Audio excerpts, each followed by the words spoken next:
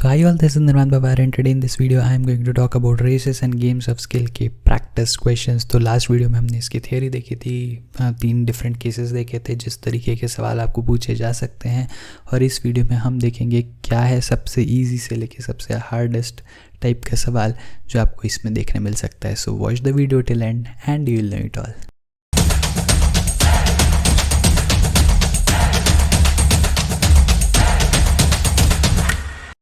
तो last video में मैंने आपसे बात की थी जहाँ पे मैंने आपको 3 डिफरेंट केसेस बताए थे, है ना। पहला, जब आप कुछ डिस्टेंस से बीट करो, दूसरा जब आप कुछ टाइम से बीट करो, और तीसरा जब आप किसी को कुछ मीटर का या कुछ डिस्टेंस का एक स्टार्टिंग पॉइंट दे दो, राइट। तीनों केसेस को अगर आप अच्छे से दिमाग में याद रखो तो आपके सारे सवाल बड़े आसानी से बनते चले जाएंगे। अगर वो वीडियो अभी तक नहीं देखा है तो आई वुड हाईली रिकमेंड कि पहले वो वीडियो देख लेना, तभी जाके इस वीडियो पे आना, अदरवाइज़ हो सकता है बीच बीच में कहीं अटक जाओ, है ना। ऑल्सो मैं रेफ़र बैक करते रहूँगा बार बार, मैं आपको उन सेंटेंसेस को याद दिलाते रहूँगा जो मैंने आपको पिछले वीडियो में बोले थे while solving these particular things, right. अच्छा, ध्यान से देखेंगे पहला सवाल क्या लिखा है, A defeats B by 10 seconds in a race of 100 metre. तो यहाँ पे तो भैया मुझे डिस्टेंस भी दे दिया, 100 मीटर की रेस से भी बोल दिया, और A ने B को 10 सेकेंड से डिफीट किया, ये भी बोल दिया। If the speed of A is 9 kilometre per hour, what is the speed of B। बहुत आसान सवाल, A की स्पीड की बात करते हैं, राइट। स्पीड ऑफ A का फार्मूला क्या होगा, ऑफकोर्स स्पीड का एक ही फार्मूला, डिस्टेंस अपॉन टाइम। बोलो स्पीड ऑफ ए कितनी है, 9 kilometre per hour, kilometre per hour में, लेकिन डिस्टेंस किस में दिया है, मीटर में। तो क्या करेंगे, किलोमीटर पर आवर को मीटर पर सेकेंड में कन्वर्ट कैसे मिलेगा, 5/18 से मल्टीप्लाई, राइट। ध्यान रखना, ये बात मैंने आपको पहले भी काफ़ी बार बताई है, फिर से एक बार बताता हूँ। जब कभी आप मीटर पर सेकेंड में कन्वर्ट करते हो out of kilometre per hour, है ना, किलोमीटर पर आवर को अगर आप मीटर पर सेकेंड में कन्वर्ट कर रहे हो तो आप किलोमीटर, इसको बस ऐसे समझो, सिर्फ ऊपर ऊपर की चीज़ देखो, किलोमीटर को मीटर में कन्वर्ट करो, मतलब बड़ी चीज़ को छोटे में कन्वर्ट कर रहे हो, तो आपको क्या करना है, यहाँ पे लगा देना है 5/18, है ना, 5/18 से मल्टीप्लाई करना है। वहीं पे अगर आप मीटर पर सेकेंड को किलोमीटर पर आवर में कन्वर्ट कर रहे हो तो आप इसको ऐसा याद रख सकते हो कि आप छोटी क्वांटिटी को बड़ी क्वांटिटी में कन्वर्ट कर रहे हो, तो आप इसको मल्टीप्लाई करोगे 18/5 से। That's all, right. तो इस चीज़ को बस अपने दिमाग में याद रख लेना, इसके लिए मैंने यहाँ पे साइड में बॉक्स में बना के रख दिया। स्पीड ऑफ ए जो थी वो 9 किलोमीटर पर आवर थी, मीटर पर सेकेंड में कन्वर्ट करना था, 5/18 से मल्टीप्लाई कर दिया, इस इक्वल्स टू डिस्टेंस कितना है, ए ने बी को हराया है तो ए ने पूरा का पूरा डिस्टेंस कवर किया होगा, मतलब कितना दौड़ा है, 100 मीटर। टाइम कितना लिया है नहीं पता, तो टाइम को टी रखते हैं, यहाँ पे 9 2 सा हो जाएगा 18, मुझे मिलेगा t is equals to 100 into 2/5, 5 2 सा हो जाएगा 10, तो मुझे मिल जाएगा 40 सेकेंड। तो ए ने रेस कितने टाइम में कंप्लीट किया है, 40 सेकंड में। अब ए ने 40 सेकंड में रेस कंप्लीट की है और ए जीता है ना। ए ने डिफीट किया है बी को कितने टाइम से, 10 सेकंड से। 10 सेकंड से ए जीता है, इसका मतलब क्या होगा कि बी ने ए के कंपैरिजन में 10 सेकंड ज़्यादा लिए, तो टाइम टेकन बाय बी कितना हो जाएगा, टी बी जो है वो हो जाएगा कितना, 40 + 10 विच इज़ 50 सेकेंड, राइट। क्योंकि वो 10 सेकंड से आ रहा है, मतलब उसने 10 सेकंड ज़्यादा लिए। मुझे क्या पूछा है, स्पीड ऑफ बी। तो स्पीड ऑफ बी का फॉर्मूला क्या हो जाएगा, अगेन बी ने जितना डिस्टेंस कवर किया अपॉन बी ने जितना टाइम लिया। डिस्टेंस कितना कवर किया होगा, ऑफकोर्स 100 मीटर की रेस है तो 100 मीटर दौड़ना ही पड़ेगा। कितने टाइम में, 50 सेकेंड में। तो मुझे कितना मिल जाएगा, 50 × 2 हो जाएगा। तो एस बी की वैल्यू कितनी हो जाएगी, ना, हाँ सही है ना, 100 मीटर 50 सेकंड सही है। अच्छा, एस बी की वैल्यू कितनी हो जाएगी, 2 मीटर पर सेकंड। लेकिन ये मीटर पर सेकंड में अगर आपको ऑप्शंस मीटर पर सेकंड में दिए जाए तो आप 2 मीटर पर सेकंड को टिक कर देना। अगर किलोमीटर पर आवर में दिया है तो कोई चिंता वाली बात नहीं है, आपको क्या करना है, 2 को मल्टीप्लाई कर देना है किससे, 18/5 से, क्योंकि मीटर को किलोमीटर में कन्वर्ट कर रहे हो, 18/5 से मल्टीप्लाई कर दोगे, आपको मिल जाएगा 36/5 which is nothing but 7.2 kilometre per hour, right, kmph। So I hope इस सवाल से आपको समझ में आ गया होगा कि ये कैसा ईजीएस्ट टाइप का ही सवाल है ना। इससे भी आसान और सवाल होते हैं, लेकिन उसको मुझे यहाँ पे लेने का सेंस नहीं लग रहा था, वो तो आप बड़े आसानी से बना ही लोगे। This is one of the easiest question I would say, जो बनाने में थोड़ा सा डिफ़िकल्ट हो सकता है, इसलिए मैंने आपको यहाँ पे बता दिया कि ऐसा जो सवाल है जिसमें आपको डिस्टेंस भी दिया है, टाइम भी दिया है, आप उसमें क्या करोगे, आप उसमें पहले आपको बस ये समझना है कि A defeated B by 10 second का मीनिंग क्या है कि 10 सेकंड बी ने ज़्यादा लिया as compare to A, that's all, ख़त्म हो गई बात। ठीक है। तो आपने पहले ए का टाइम निकाल लिया, उसमें 10 सेकंड ऐड कर दिया, आपको बी का टाइम मिल गया, फिर आपने बी के टाइम और बी के डिस्टेंस को यूज़ करके बी की स्पीड निकाल ली। That is what was asked in the question. ज़्यादा टाइम वेस्ट नहीं करना, फटाफट से डिस्कस करना, आसान है। नहीं समझ में आया वीडियो को थोड़ा सा पीछे करो, आपको समझ में आ जाएगा, वैसे तो सभी को समझ में आ ही गया होगा। Let's move to the next question which is question number 2। क्या लिखा है इसमें, if Ravi gives Suresh a start of 5 metre in a race of 100 metre. इसका मतलब क्या हुआ कि रवि है एक और एक है सुरेश। रवि ने सुरेश को 5 मीटर दिए हैं, मतलब रवि खुद जो है इसको पूरा 100 मीटर दौड़ना पड़ेगा, राइट। मैंने क्या बोला था पिछले वीडियो में, याद करो, जब भी कोई दूसरे को कुछ डिस्टेंस दे रहा है तो उसको खुद पूरी रेस दौड़नी पड़ेगी। तो अगर रवि ने सुरेश को 100 मीटर की रेस में 5 मीटर दिए हैं तो रवि को खुद 100 मीटर दौड़ना पड़ेगा। सिंस उसने 5 मीटर का अब एक चांस दे दिया, 5 मीटर की छूट दे दी किसको, सुरेश को। तो सुरेश को कितना दौड़ना है, सुरेश को सिर्फ 95 मीटर ही दौड़ना है, ख़त्म हो गई बात। आगे क्या लिखा है, and still wins the race. Ravi ने सुरेश को 5 मीटर आगे से शुरू करने दिया, फिर भी रवि जीत दिया, है ना। कितने टाइम से, 10 सेकंड से। तो लेट्स से रवि ने अगर टाइम लिया होगा टी, तो सुरेश ने कितना लिया होगा, t+10, है ना। 10 सेकंड ज़्यादा लिए होंगे रवि से, तभी वो हार गया 10 सेकंड से, राइट। तो बेसिकली रवि ने टी टाइम में 100 मीटर दौड़ा, सुरेश जो है वो t+10 टाइम में 95 मीटर दौड़ा, ख़त्म हो गई बात। What is the speed of Suresh if the speed of Ravi is 18 kmph। तो रवि के स्पीड की बात करते हैं, SR जो है वो हो गया डिस्टेंस अपॉन टाइम, किसका, रवि का, है ना। रवि का डिस्टेंस कितना है भैया, 100 मीटर, टाइम कितना है, t सेकेंड, सही है। इसकी वैल्यू कितनी है, ये 18 kmph है। 18 kmph को मीटर पर सेकंड में कन्वर्ट करने के लिए 5/18 से मल्टीप्लाई करूँगा, इज इक्वल्स टू 100/t मिल जाएगा, राइट। तो 18 से 18 खत्म हो जाएगा, 5 2 10 हो जाएगा, तो मुझे t की वैल्यू मिल जाएगी कितनी, 20 सेकेंड्स। तो रवि ने रेस कंप्लीट की है 20 सेकेंड में। अब 20 सेकंड में रवि ने कंप्लीट की है, तो सुरेश ने कितना टाइम ले लिया, 30 सेकंड ले लिए होंगे, है ना, 10 सेकंड ज़्यादा। तो सुरेश ने रेस ख़त्म करने के लिए लिए हैं कितने, 30 सेकंड। स्पीड ऑफ सुरेश मुझे फाइंड आउट करनी है, तो स्पीड ऑफ सुरेश क्या हो जाएगा, distance covered by Suresh divided by time taken by Suresh. Distance travelled bye Suresh कितना है, मुझे पता है 95 मीटर्स वो दौड़ा है। टाइम उसने कितना लिया है, 30 सेकेंड उसने टाइम लिया है। तो मुझे वैल्यू कितनी मिल जाएगी, ध्यान से देखो, अगर मैं 5 से डिवाइड करूँ तो मुझे मिलेगा 5 1 ज़ा 5 9 ज़ा 45, 5 6 ज़ा 30, राइट। अच्छा 19/6 जो है ये मीटर पर सेकेंड में, मुझे किस में चाहिए, किलोमीटर पर आवर में चाहिए। मैं क्या करूँगा, 19/6 जो है इसको मल्टीप्लाई करूँगा किससे, 18/5 से, राइट। तो इससे मुझे क्या मिलेगा, 6 3 ज़ा 18 मिल जाएगा। तो 19 × 3 9 3 ज़ा 27, 57/5 विच इज़ नथिंग बट 5 1 ज़ा 5 5 1 ज़ा 5, 2 बचेगा 20 11.4, सही है। If I am not wrong, 5 1 ज़ा 5 5 1 ज़ा 5, 2 बचेगा 20 5 ज़ा, राइट। तो ये 11.4 kmph हो जाएगी क्या, स्पीड ऑफ सुरेश। क्या किया इस सवाल में, अगेन आपको समझ में आ गया होगा मैंने क्या किया। मैंने सबसे पहले आपको ये बताया कि 100 मीटर की रेस है जिसमें रवि ने सुरेश को 5 मीटर दे दिए, तो रवि खुद दौड़ेगा 100 मीटर, सुरेश को दौड़ना पड़ेगा सिर्फ 95 मीटर। इस सिचुएशन के बाद भी सुरेश इतना स्लो है कि सुरेश 10 सेकंड से हार गया। तो रवि ने अगर 100 मीटर टी टाइम में ख़त्म किए हैं तो सुरेश को वही रेस कंप्लीट करने के लिए t+10 मतलब 30 सेकंड लग जाएंगे। अब इस कंडीशन के हिसाब से पहले तो मुझे जो रवि की गिवन स्पीड थी 18 kmph उसको यूज़ करके पहले मीटर पर सेकंड गुड़ जो कुछ मैंने सॉल्व किया इसको सॉल्व करके मैंने क्या निकाल लिया, रवि का time taken which is 20 second.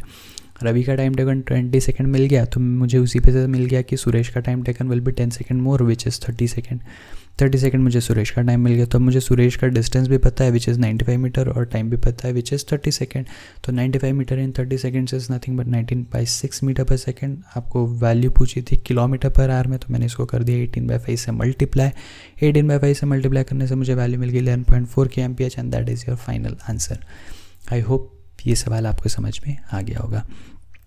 Before I move on to the next question, अगर ये वीडियो आपको यहाँ तक पसंद आ रहा हो, अगर ये वीडियो अभी तक आपके नॉलेज में थोड़ा भी वैल्यू ऐड कर रहा हो तो वीडियो को लाइक कर देना और चैनल को सब्सक्राइब कर देना, जिससे मुझे भी मोटिवेशन मिले और आपको नोटिफिकेशन मिले। So I move ahead to question number 3 जिसमें मुझे बोला है A, B and C are running a race of 1000 metre. तो तीनों दौड़ रहे हैं 1000 मीटर की रेस। तो लेट्स से ये है मेरा स्टार्ट पॉइंट, यहाँ से ये पूरा ट्रैक हो गया, ये है मेरा फिनिश पॉइंट और इन दोनों के बीच का डिस्टेंस कितना है, 1000 मीटर। सही, यहाँ तक बात तो सबको क्लियर होगी। If A gives B and C a start of 100 metre and 190 metre, ध्यान से समझना। ए ने बी और सी को स्टार्ट दिया, मतलब ए को पूरी रेस दौड़नी है, ए स्टार्टिंग पॉइंट से ही स्टार्ट करेगा। उसने बी को दिया है 100 मीटर, मतलब बी जो है, बी जहाँ से स्टार्ट करेगा, ए और बी के बीच में जो डिस्टेंस रहेगा वो कितना रहेगा, 100 मीटर का। और ए ने ही सी को कितना स्टार्ट दिया है, 190 मीटर का। तो जहाँ से सी स्टार्ट करेगा वो ए से 190 मीटर दूर रहेगा। सही है, आई होप यहाँ तक की बात आपको समझ में आ गई होगी। Then how many metre start can be give to C, तो अब बी सी को कितना स्टार्ट देगा। जो भी लोग 100 मीटर और 190 मीटर देखने के बाद में बी और सी का डिस्टेंस देख के 90 मीटर जवाब दे देंगे, वो सब बहुत ही ज़्यादा गलत हो जाएंगे। क्यों ऐसा गलत हो जाएंगे? क्योंकि मैंने आपको एक चीज़ बोली थी जो मैं आपको फिर से याद दिलाता हूँ। मैंने आपको पिछले वीडियो में भी बोला था कि मैं आपको नेक्स्ट वीडियो में ये चीज़ याद दिलाऊंगा, जहाँ पे मैंने ये बोला था कि जो भी दूसरे को डिस्टेंस दे रहा है उसको खुद पूरी रेस दौड़नी पड़ेगी। अगर मैं यहाँ पे 190 और 100 का डिफरेंस ले लूँ और 90 मीटर आंसर बोल दूँ, तो उस केस में बी क्या पूरी रेस दौड़ रहा है? नहीं दौड़ रहा, बी ऑलरेडी 100 मीटर आगे खड़ा है। तो इस सवाल को हम कैसे सॉल्व करेंगे, ध्यान से देखना। जब ए पूरा 1000 मीटर दौड़ता है ना, ध्यान से देखना, जब ए 1000 मीटर दौड़ता है तो उस टाइम में बी कितना मीटर दौड़ता है, 1000 माइनस 100 मतलब 900 मीटर।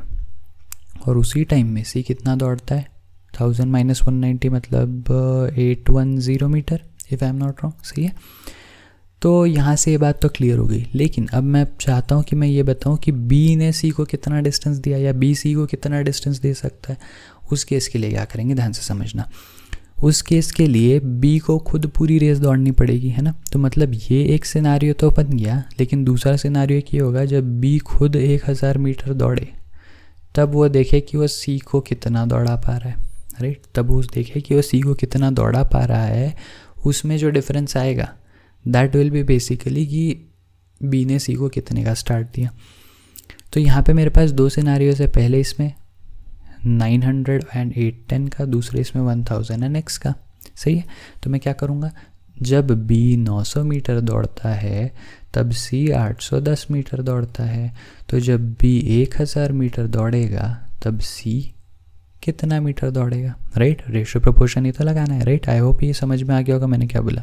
ध्यान से समझना, जब a 1000 दौड़ा, b 900 दौड़ा, c 810 मीटर दौड़ा। सेकेंड केस में अब b को 1000 मीटर दौड़ना है और अब मैं देखना चाहता हूँ कि c एक्चुअली कितना दौड़ रहा है। जब b 1000 मीटर दौड़ेगा तब c कितना दौड़ेगा, यही तो मुझे फाइंड आउट करना है। तो मैंने रेशियो प्रोपोर्शन लगा दिया। अब मुझे क्या करना है, फटाफट से कैंसिलेशन, ये कैंसिल हो गया, यहाँ से एक और 0 कैंसिल कर देते हैं, 9 9 से 81 कर देते हैं, x की वैल्यू को क्या कर दें, ये हो जाएगा 900 मीटर। तो जब b 1000 मीटर दौड़ेगा तब c 900 मीटर दौड़ेगा, तो b c को कितने का स्टार्ट दे सकता है, 1000 माइनस 900 विच इज़ 100 मीटर। तो 100 मीटर हो जाएगा आपका फाइनल आंसर। क्या क्या सवाल में, पहले एक केस को यूज़ करके हमने देखा कि बी और सी के बीच में क्या रिलेशन है, और फिर उसी में रेशियो प्रोपोर्शन लगा के उसको सेकंड केस में कन्वर्ट किया, जहाँ पे बी को पूरी रेस दौड़ना पड़ेगा अगर उसको सी को कुछ डिस्टेंस देना है, तो है ना। तो बी जब भी कुछ डिस्टेंस दे रहा है सी को, तो बी उस केस में पूरी रेस दौड़ेगा और वो सी को कुछ इनिशियल स्टार्ट के बाद शुरू करने का बोलेगा। तो बी जब पूरा 1000 मीटर दौड़ेगा, उस केस में सी सिर्फ 900 मीटर ही दौड़ेगा, मतलब वो ऑलरेडी 100 मीटर आगे स्टार्ट कर रहा है। सो आई होप ये सवाल भी आपको समझ में आ चुका होगा और अब तक आप वीडियो लाइक कर चुके होंगे। Let's move ahead to the last question of this video which is very very very much important, क्योंकि ये थोड़ा सा ट्रिकी हो जाएगा। क्या करना है इस सवाल में, ध्यान से समझेंगे। पिछले सवाल जैसा ही है, लेकिन इसमें थोड़ा सा कॉम्प्लिकेशन और बढ़ा दिया, and this is the toughest level of question जो आपको races and games of skill में मिल सकता है। इसलिए इस सवाल को ध्यान से देखना, इसको स्किप मत करना। अगर ये समझ गया तो आप races and games and skill का कोई भी क्वेश्चन सॉल्व कर सकते हो, ये मेरी गारंटी है। ध्यान से समझना, A beats B in a race of 1000 metre by 100 metre. A ने बी को 100 मीटर से हरा दिया। मतलब क्या हुआ कि जब ए 1000 मीटर दौड़ता है तब बी सिर्फ 900 मीटर दौड़ता है। याद है केस नंबर 1 जो हमने लास्ट वीडियो में देखा था। कि अगर 100 मीटर से ए ने बी को हराया है तो ए को पूरी रेस दौड़ना पड़ेगा, ए को फिनिश पॉइंट पर पहुंचना पड़ेगा विच इज़ 1000 मीटर, और जब ए 1000 पे पहुंचेगा तब बी सिर्फ 900 मीटर की ही मार्क पे रहेगा, इसलिए वो 100 मीटर से हार गया। And B beats C in a race of 500 metre by 50 metre. इसका मतलब अब ये एक रेस हो गई, लेकिन यहाँ पे एक दूसरी रेस भी चल रही है जिसमें बी 500 मीटर की रेस जीत गया है, तो बी ने पूरा 500 मीटर कवर किया और उसने सी को हराया 50 मीटर से, तो मतलब सी तब तक सिर्फ 450 मीटर ही दौड़ पाया। सही है, as simple as that. Now by how much distance will A beat C in a race of 1500 metre. इसका मतलब क्या हुआ? इसका मतलब ये हुआ कि जब एक और तीसरी रेस होगी जिसमें ए और सी के बीच लड़ाई होगी, ए और सी के बीच में रेस होगा, उसमें ए सी को कितने डिस्टेंस से हराएगा। तो अब ए सी को हराने वाला है, ये तो फॉर श्योर है। कैसे श्योर है? एक तो चीज़ कि सवाल में भी गिवन है ना, by how much distance will A beat C, तो सवाल में भी डायरेक्टली गिवन है। फिर भी अगर आपको ये भी नहीं देखना तो भी आप एक कॉमन सेंस लगा के देखो, आपको समझ में आएगा। ए ने बी को हराया और बी ने सी को हराया, मतलब ए बी सी में सबसे स्लोएस्ट सी है और सबसे फास्टेस्ट ए है, तो ऑफकोर्स ए ही सी को हराएगा। अब ए और सी के रेस में अगर ए जीत रहा है तो ए को पूरा 1500 मीटर दौड़ना पड़ेगा, और उस केस में सी कितना मीटर दौड़ रहा है ये मुझे फाइंड आउट करना पड़ेगा, तभी मैं बता पाऊँगा कि ए ने सी को कितने डिस्टेंस से हराया। तो सवाल बन गया आसान। क्या करेंगे? ध्यान से देखेंगे इसको। समझना, जब ए 1000 मीटर दौड़ता है तब बी 900 मीटर दौड़ता है, तो पहले तो मैं ए को कन्वर्ट कर लेता हूँ 1500 मीटर में, है ना। मतलब जब ए 1000 मीटर दौड़ेगा तब बी 900 मीटर दौड़ेगा, तो जब ए 1500 मीटर दौड़ेगा तब बी कितना मीटर दौड़ेगा, है ना। इसको एक्स नहीं लेता मैं, इसको बी ले लेता हूँ, है ना। बी का डिस्टेंस है तो मैं बी ही ले लेता हूँ। तो 1500 मीटर, ध्यान से देखना इस बात को। जब ए 1000 दौड़ेगा तब बी 900 दौड़ेगा, तो जब ए 1500 दौड़ेगा तब बी कितना दौड़ेगा, है ना। इससे मुझे फाइनल आंसर नहीं मिलने वाला, लेकिन एक इंटरमीडिएट स्टेप है, ध्यान से समझना। तो 1000/900 इज इक्वल्स टू 1500/b। तो b कितना दौड़ेगा? जब तक ए 1500 दौड़ेगा तब तक b कितना दौड़ेगा, लेट्स सी।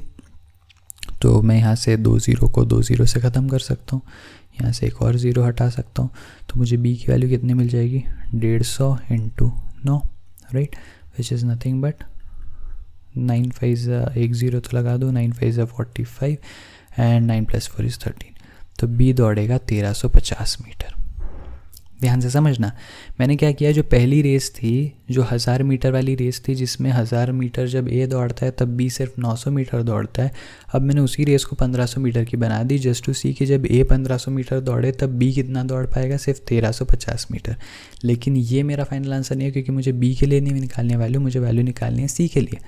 तो मैं क्या करूँगा, ध्यान से देखना, जब बी 1350 मीटर दौड़ेगा उस टाइम पे सी कितना दौड़ेगा ये फाइंड आउट कर लूँगा।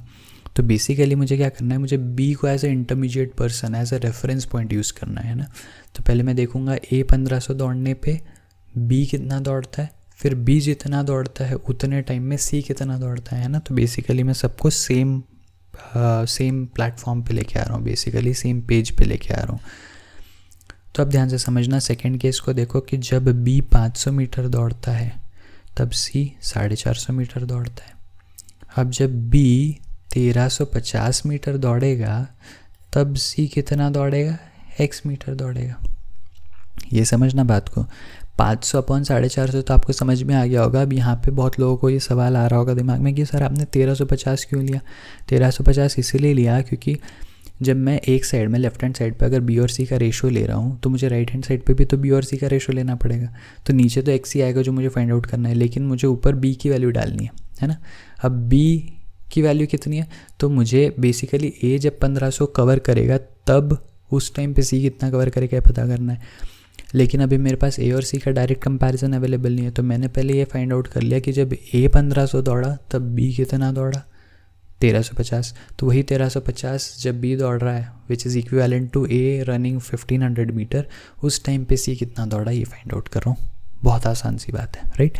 तो क्या करेंगे, एक्स की वैल्यू फाइंड आउट कर लेंगे। एक्स कितना हो जाएगा, यहाँ पे 1350, यहाँ पे 450, यहाँ पर है 500। 2 0 से आई थिंक ये 2 0 मैं ख़त्म कर सकता हूँ। 5 से इसको कट करके 9 कर सकता हूँ। मुझे एक्स की वैल्यू कितनी मिल जाएगी, 9 5 are 45, 9 3 are 27, 31 3, 9 3 12, 1215 if I am not wrong, एक बार चेक कर लो। 9 5 are 45, 4 carry, 9 3 are 27, 3 31, 1 3 carry, 9 + 3 is 12, तो 1215 मीटर दौड़ पाएगा सी। तो इस केस में x की वैल्यू कितनी है, 1215 मीटर। अब ध्यान से देखो, a जब 1500 मीटर दौड़ रहा है तो c उस टाइम पे 1215 मीटर दौड़ रहा है, तो a ने c को कितने डिस्टेंस से हराया, a ने c को 1500 माइनस 1215 विच इज़ 285 मीटर के डिस्टेंस से हरा दिया। तो आपका फाइनल आंसर क्या हो जाएगा, 285 metre. This is your final answer. सही है।